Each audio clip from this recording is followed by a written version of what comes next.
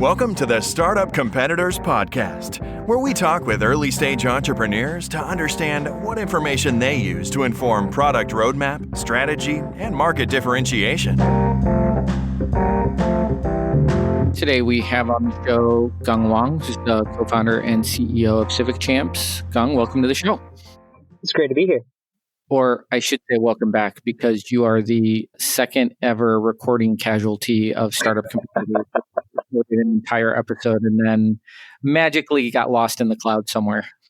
No worries. Hopefully the second time will be even better.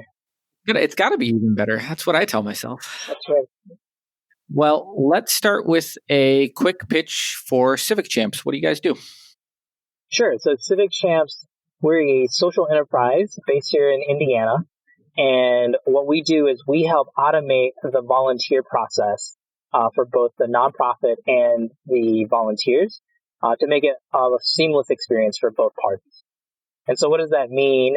Basically, if you think about volunteering today, there's a lot of points of friction, whether that's, finding a schedule and signing up with a nonprofit, whether that's tracking your hours, right? Everyone has the experience of signing in and out of a piece of paper.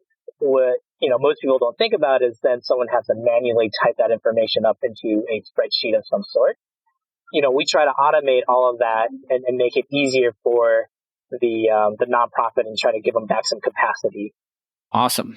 So let's walk through user experience just a little bit. If I'm a volunteer, what's my experience? And then if I'm a organizer, what's my experience?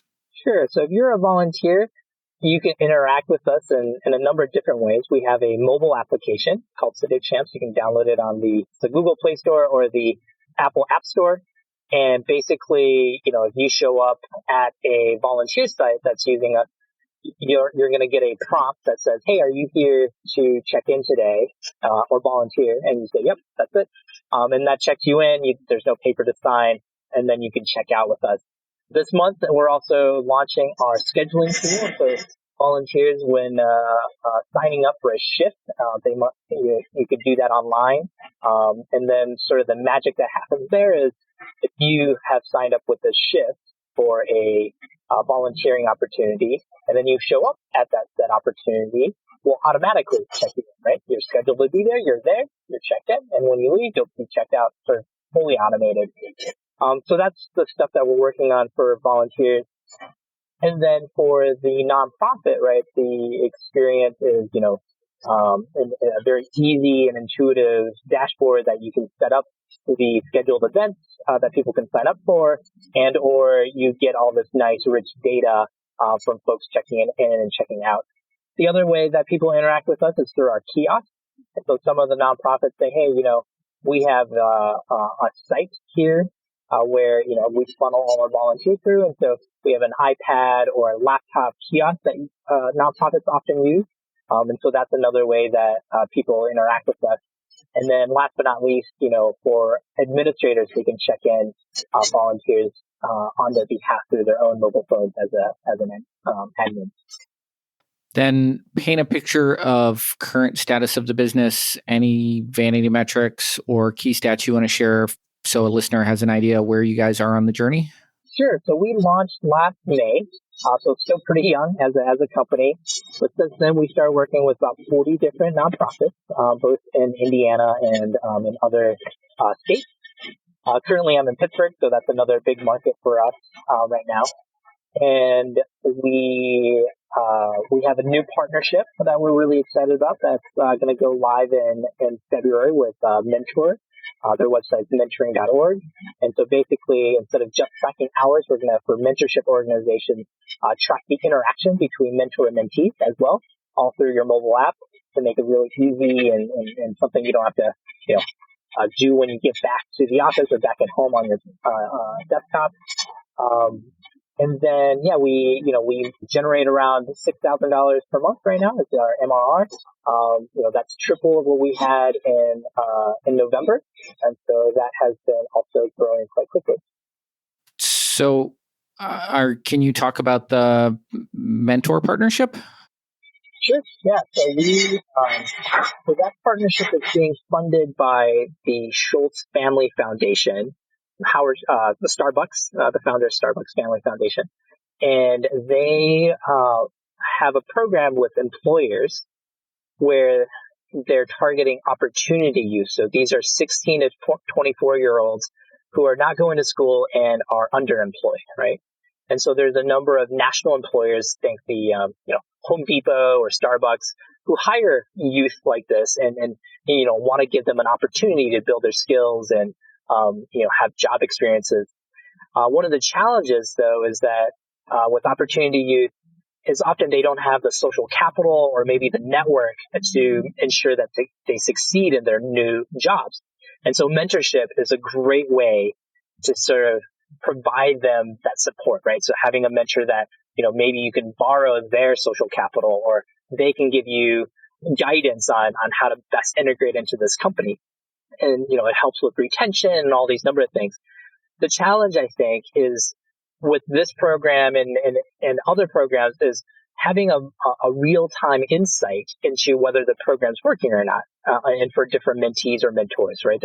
It's very hard today to see, okay, well, did my mentor actually meet with their mentees and how often? And do they have positive interactions with them or not, right? And what do they talk about, right? And so that's what we're working with them on, is providing an easy way for both mentors and mentees to essentially provide that type of feedback so you can see in real time what's working and what isn't, and having its interventions if necessary, right? And are you allowed to talk about how you got that partnership? I'm super intrigued. Did you approach them? Did they approach you? How did that all come about? Yeah, good question. So I used to be a mentor for an organization called Amachi, which basically you mentor a child whose parent is incarcerated. And so through that relationship that I had with them, I was talking to them about, sort of Civic Champs, and they actually made the introduction to Mentor. And so they're one of the affiliates of Mentor, one of the sort of regional affiliates, if you will. And so got to connect with Mentor, and I think maybe it's the right place, right time sort of thing, where they happen to be looking for something. We were the only sort of solutions that they've come across that's sort of mobile first and easy to use. And so they got really excited and wrote us into the grant, which then got approved. And, now we're off and running. Man, that's awesome. That's exciting. Yeah, absolutely. We're very excited. All right. When you think of competition in the space, who or what comes to mind? So there's a number of competitors. There's some legacy competitors like a company called Volgistics. There's some other slightly newer ones, maybe Track It Forward or Better Impact. There are a few other ones that are perhaps even newer than that even use mobile apps. Golden and Mobile Serve are a couple that come to mind. I think the way we differentiate is twofold. One is certainly, I think our UI is much simpler and easier to use, right? So literally for a volunteer, there's 2 buttons on the mobile app. It's pretty simple. I think the other thing that we think makes us unique is that you can use Civic Champs across nonprofits, right? And so instead of only working with, let's say, your local habitat, you can actually track your time with your local habitat, but also if you're a Rotarian, track your time across different other nonprofits that you're servicing. And so for a user, there is the added value of having a resume, if you will, of all of your volunteering activities over time. And I guess in my mind, you're allowed to correct me if I miscategorize here, but in my mind, you're in a kind of a crowded space, right? Not just with maybe a couple of people who might be direct competitors, but there's just in the nonprofit and volunteer space in general, there's a lot of people even adjacent to you, right, who do similar things but different. I have so many questions on that in general, just being in a crowded space. One is, I guess, how did you decide with the team, this is going to be our niche, this is where we're going to play, and we're not going to play in these other areas? Maybe we'll start there. I think I think you're right that it's crowded in the sense that there's lots of companies, adjacent or not, and some that focus on donor management. That's probably the more hotter space, if you will. The piece that why we got into it is twofold. One is it's highly fragmented as a market still, and so we think that's an opportunity to still try to consolidate and or become I think fragmented market tend to gravitate towards consolidation at some point, right? As they mature. And so we think we are still in sort of part of the growth curve of this industry where it's, it hasn't consolidated. So that's exciting. The second piece of it is, when we first had the idea for Civic Champs, it was actually pretty different. We originally wanted to do a mobile game for volunteering, sort of the Pokemon Go of volunteering. Oh, I forgot about this. I'm so glad you brought this up. Yeah, you got to tell the story. Go. And so the thought sort of came when I was helping with the CSR program for my last employer, and we were thinking about, do we do a day of service, et cetera? And it came to me that there's no casual way for people to do good, right? Like you could play Clash of Clans or Candy Crush for 2 or 5 minutes when you're waiting at the doctor's office, but you couldn't do the same thing and have it generate sort of positive social value, right? And so we said, could we make a game around this? And, example could be, the city of Bloomington doesn't have a digitized map of all its light fixtures because the utilities company doesn't want to share that. But there's no reason you and I couldn't go around and take photos and geotag that information, submit it, and then now the city does, right? And I'm sure if you overlay that with crime rates, heat maps, that kind of stuff, there's got to be really interesting insights, right? We thought that was a really interesting idea. And so we explored it with different nonprofits, city agencies. And I think where we came to was, while interesting and novel, there's just so many more fundamental pain points that nonprofits still face today, right? So much of their processes are manual and pen and paper based, right? Whether that's scheduling, like we talked about, or volunteer tracking, and even donations to some degree, can be done through pen and paper. And so we said, could we leverage or think about repositioning some of the technology and ideas that we had for the game, and instead address these more core pain points? And so when we proposed that to different nonprofits and agencies, we just got a really terrific response. And they said, oh, wow, if you can do this, this would be life-changing for me, right? I spend 100 hours a year as an executive director, managing my, tracking, counting, recording my volunteer hours. It's not a great use of my time. And so that's how we got started. And so circling back to your original question around fragmentation and sort of the crowdedness of the space, I would say still 70% of all the nonprofits out there still use pen and paper and sort of Excel spreadsheets to track a lot of this information. And so while there's a bunch of competitors out there in this sort of volunteer specific instance, the market is still very open in terms of the solution that's going to solve this across the board for folks. And when you reach out to by way of measuring that, right? When you reach out to a prospect, are you often dealing with an incumbent, or is the incumbent an Excel spreadsheet?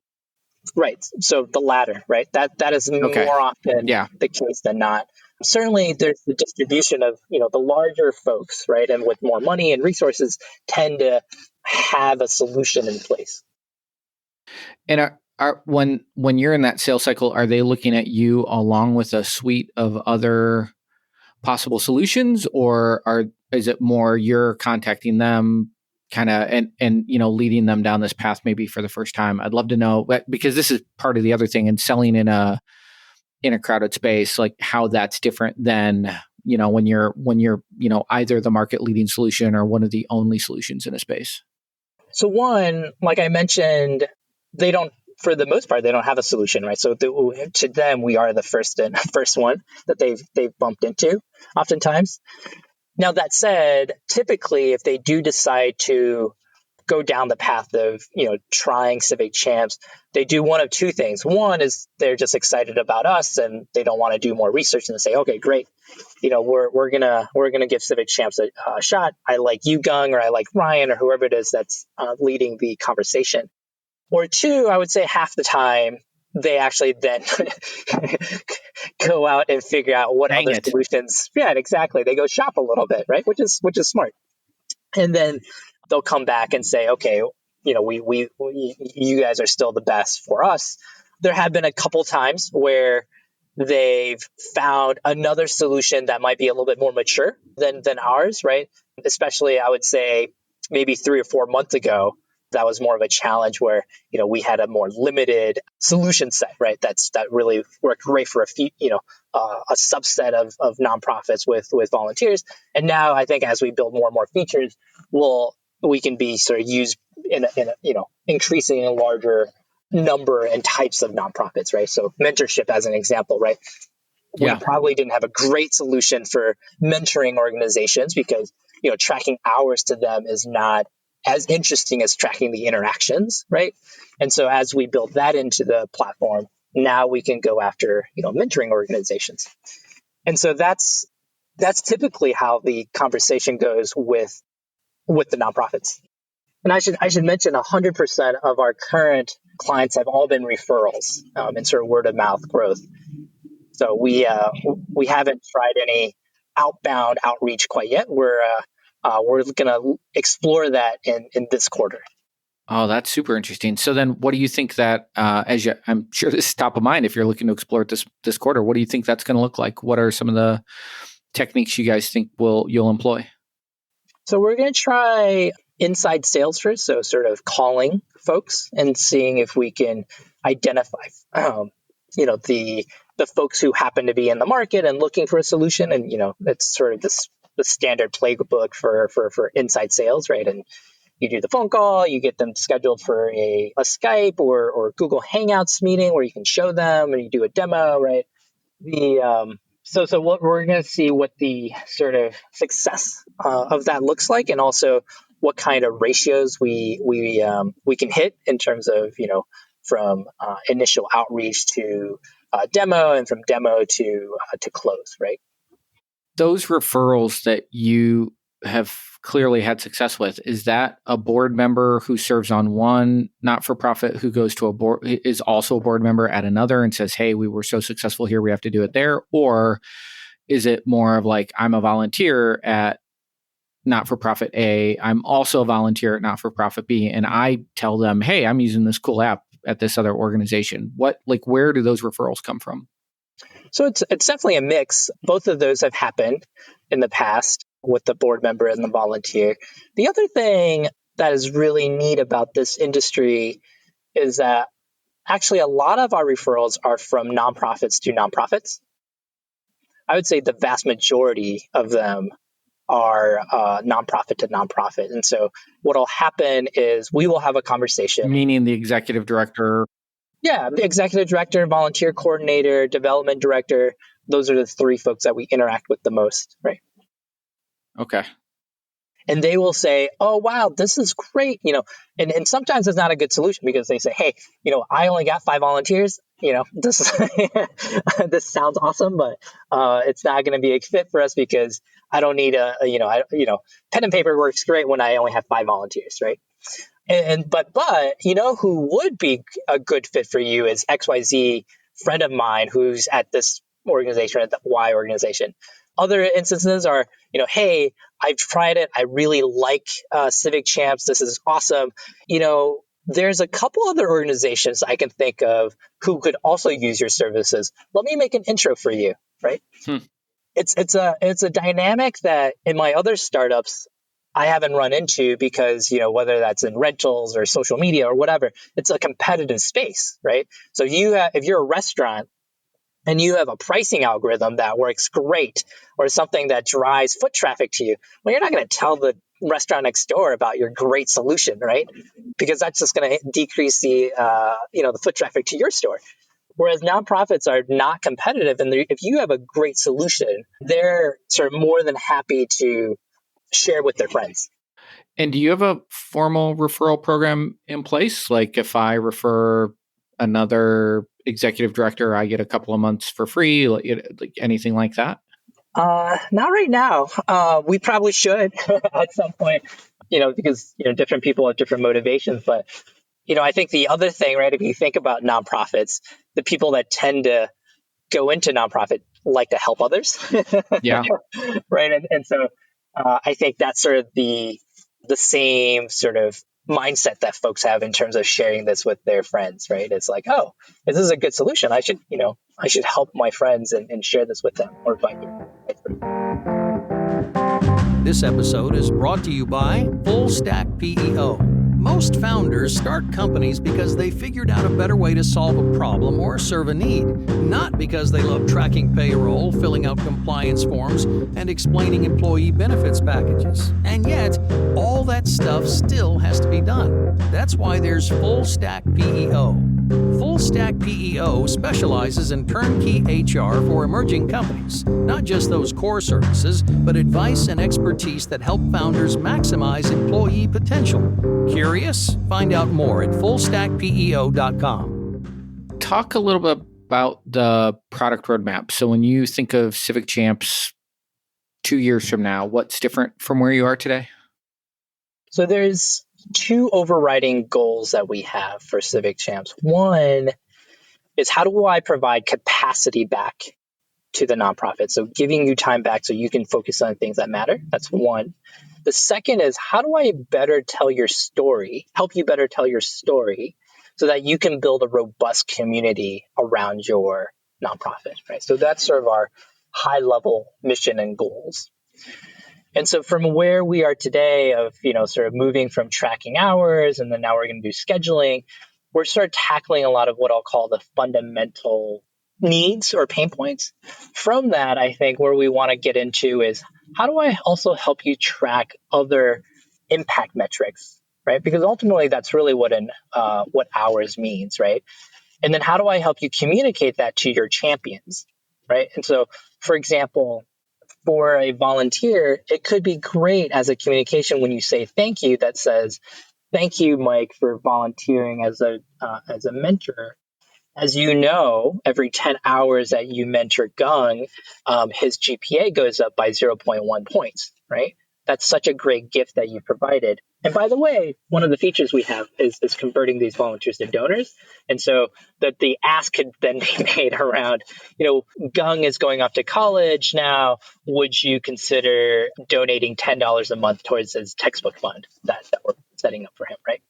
But how do we communicate that impact and messaging so that you can build a more robust community around your nonprofit, right? So those are the sort of things that I think will be a little different as we grow into the next couple of years.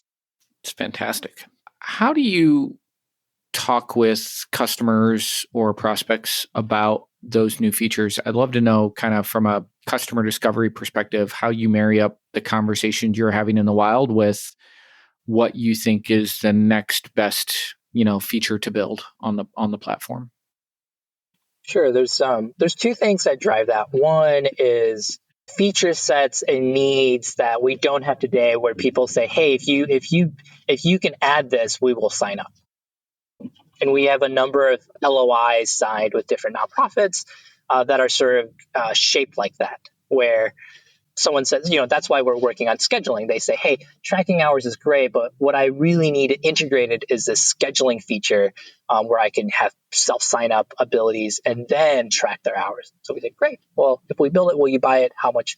And then we sort of put that on the roadmap. And that's helpful because then we have a dollar number associated with the roadmap, right? Which is great.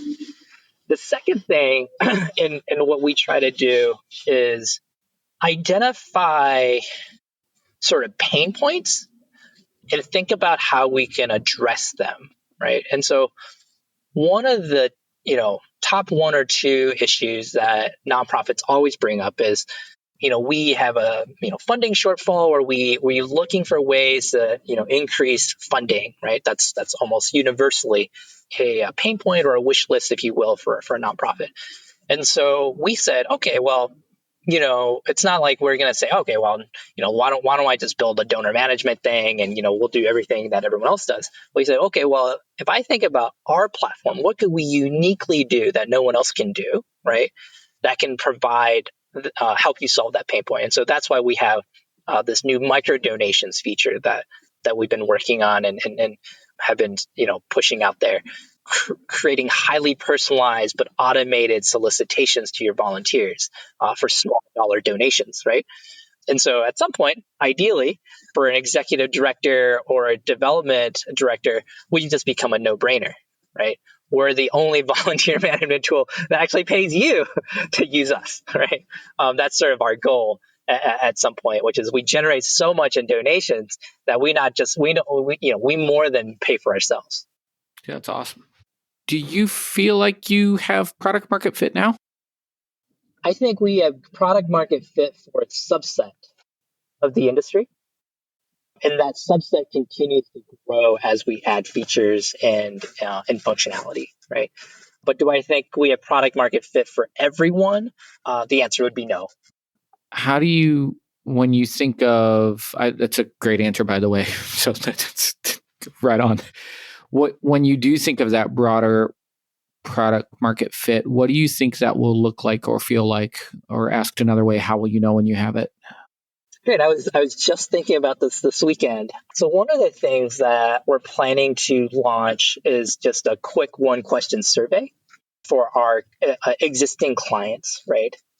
And I haven't quite decided if it's one or two questions that we would ask, or if it is one, which one, around the sort of capacity component that I mentioned, right? The question could be, has Civic Champs saved you time relative to what you were doing before, right?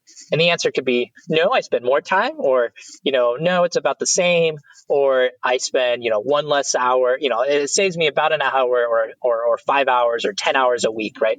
Or, 10 plus, let's say.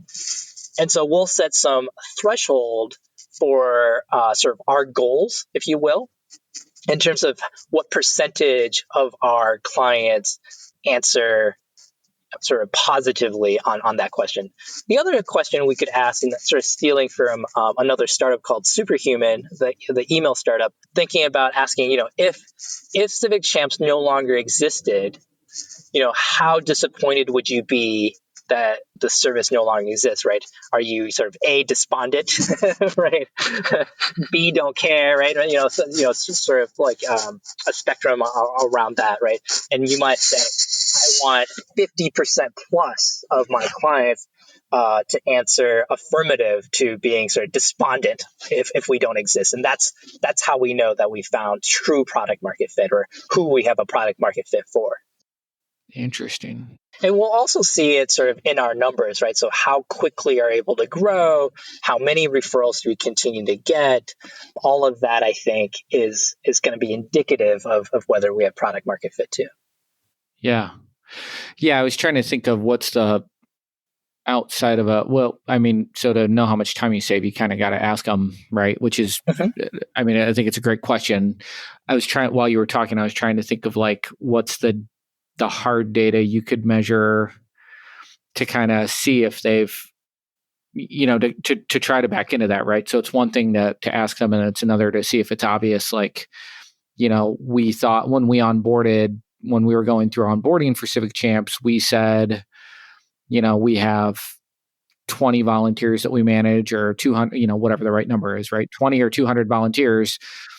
And then, 6 months later, they're at 2,000. Right. So, right. So we're able to help you grow your program too. Yeah. Yeah. Like a determinate shift, right? Like that. I mean, so are there, it just got me thinking of like, are there hard numbers in your world that may not be perfect approximations, but could help you back into some of that value prop? Yeah, no, I think you're right. Each of those, again, will be more case studies or things that we'll have to ask them. Because what tends to happen in terms of implementation, right, is oftentimes some folks will have an existing database or, volunteers that they want to add into the system right away. And so, they'll start with 2,000 and we'll know that they're at 2,000. A bunch of others sort of start fresh, right? And say, all right, we're going to start using Civic Champs now, and we're just going to sort of do a rolling onboarding for everyone. Yeah. And so then, the numbers keep growing over the course of the year. And so after a year, we'll sort of have a baseline, right, of what does it look like over the course of a year. But before then, it's actually kind of hard to take full credit for any sort of jumps, right? They might say, oh, well, actually last year we had the same, this other big event and it drove the same number of volunteers, right? So each of those, I think, will still always have to ask whether or not, like, hey, what do you, historically, how many have you had? Oh, well, it looks like this year you're 20%, 30%, 2x, more than you used to be. Do you have any process for how often you take a look at the market to see what new competitors or tools have emerged, what partnerships kind of fall into that too, right? Like what new possible platforms you should be looking at for collaboration or partnership in some way? How often do you kind of stick your head up and look around and say, oh, the world is different? As a very young startup process, we lack a lot of processes. This would be one of them. That said, I have Google Alerts for things like our name, volunteer management, a couple of the competitors that we care about, just to see if they're ever hitting the news, right? I tend to also sign up as a volunteer or onto their platform, so I'll get whatever newsletters that they're sending out. So that helps me keep abreast of sort of what's going on. Yeah, already ahead of 2/3 of your peers in terms of not having a process. Just so you know. So yeah, our process is that we have a Trello board that we record all the competitors we ever run into. We have interns last semester that have done competitive analyses. Now, how often will we refresh it? I don't know. Yeah, but I think that's okay. It's just the fact that you have a place to put that information when you come across it, and a couple of processes for how you get that information. That's great. I mean, that's more than we do in some of our companies, and probably a little less than others. It also depends on how much competition there is in your market, I think, right? In terms of how much that's a driver. So yeah, that's great. And for the most part, what I think, what we try to do is bucket them a little bit, right? So talk to me about that. Yeah, so Blackbaud and Salesforce sort of go into one bucket, which is the largest players in the space that are sort of enterprise focused for the most part. What do they do? What partnership or integrations would we want to do with them? How do we get those conversations started? And so, for example, I've talked to the folks at Salesforce, got a good sense of, if we were to do integration, how long that would take, what they're planning to roll out in terms of their roadmap. Our clients actually, or even prospects, have been really open on sharing some of that data as well. So I know Salesforce was planning to do a refresh on their sort of volunteer management stuff this quarter originally, and but they're going to be now pushing that out to the next year, which isn't totally surprising. I mean, they got a lot of, to be frank, I think they want to go and hunt Blackbaud customers, and so they're going to focus their efforts on donor management and have that sort of 800-pound gorilla fight with each other. and volunteer management is just not not an area where they're probably going to dedicate a lot of resources for the time being, which makes sense. Yeah, totally. If folks want to get a hold of you, or if they want to learn more about Civic Champs, what's the best way to do that? You can find us on our website. There's sort of a contact us link. CivicChamps.com is our website. Also, feel free to email me directly. It's my first name, Geng, Geng, at CivicChamps.com. I may regret putting this out there, but we're a small company, so we're always happy to chat with whoever is interested in reaching out to us. Awesome. Geng, thank you so much. And truly, congratulations on the partnership. That is awesome. And I think this episode will drop right when that becomes public. Excellent. That's great. Thanks, Mike.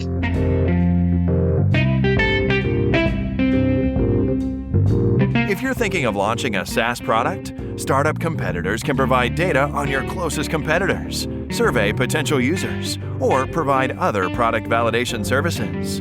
Learn more at startupcompetitors.com.